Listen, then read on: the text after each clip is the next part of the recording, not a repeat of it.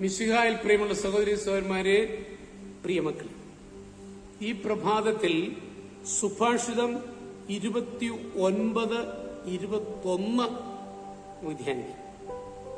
Book of proverbs chapter 29:21. നീതിമാന്മാർ അധികാരത്തിലിരിക്കുമ്പോൾ ജനങ്ങൾ സന്തോഷിക്കും, ദുഷ്ടന്മാർ ഭരിക്കുമ്പോൾ ജനങ്ങൾ വിലപിക്കുന്നു.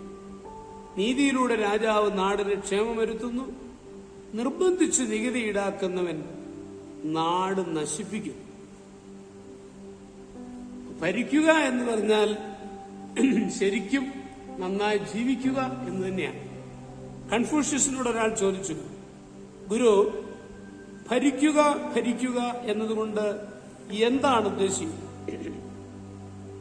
കൺഫ്യൂഷ്യസ് പറഞ്ഞു, ശരിയായ വണ്ണം ജീവിക്കുകയാണ് ഭരിക്കുക എന്നുകൊണ്ട് ഞാൻ ഉദ്ദേശിക്കുന്നു. വിശദീകരിക്കാമോ? ചോദ്യകർത്താവ് അപേക്ഷിച്ചു. ഭരണകർത്താവ് 3 കാര്യങ്ങൾ അറിയണം. കൺഫ്യൂഷ്യസ് പറഞ്ഞു. 1, ജനങ്ങൾക്ക് വേണ്ടുവോളം ഭക്ഷണം നൽകണം. 2, രാജ്യരക്ഷയ്ക്ക് മുൻകരുതലുകൾ എടുക്കണം. 3, ജനങ്ങളുടെ വിശ്വാസം സമ്പാദിക്കണം. ചോദ്യകർത്താവിന് സംശയം, ഇതിലേതാണ് 1 മാറ്റിവെക്കാവുന്നത്? രാജ്യരക്ഷയ്ക്കുള്ള മുൻകരുതൽ ഒഴിവാക്കാം. അയാൾക്ക് സംശയം മാറിയില്ല. ഒന്നുകൂടി മാറ്റിവെക്കണമെങ്കിലോ? അങ്ങനെയെങ്കിൽ ഭക്ഷണം വേണ്ടെന്ന് വയ്ക്കാം. ഭക്ഷണമില്ലാതെ വരുമ്പോൾ ജനങ്ങൾ മരിക്കും. മരണം എന്നാണെങ്കിലും മനുഷ്യന് നേരിടേണ്ടതാണല്ലോ. എന്നാൽ ജനങ്ങളിലുള്ള വിശ്വാസത്തിന് കോട്ടം തട്ടിയാൽ എത്ര നല്ല ഭരണമായാലും അത് പാഴ്വേലയാകും.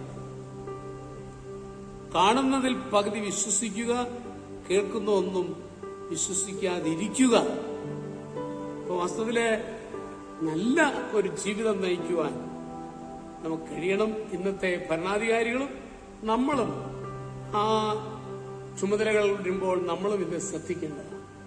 നമ്മുടെ കർത്താവ് വിശ്വമിശിഹായുടെ കൃപയും പിതാവായ ദൈവത്തിന്റെ സ്നേഹവും പരിശുദ്ധാത്മാവിന്റെ സഹവാസവും പരിശുദ്ധ അമ്മയുടെ മധ്യസ്ഥതയും നിങ്ങളെല്ലാവരോടും കൂടി ധാരാളമായിട്ടുണ്ടായിരിക്കും, എപ്പോഴും എന്നേക്കും. ആമേൻ.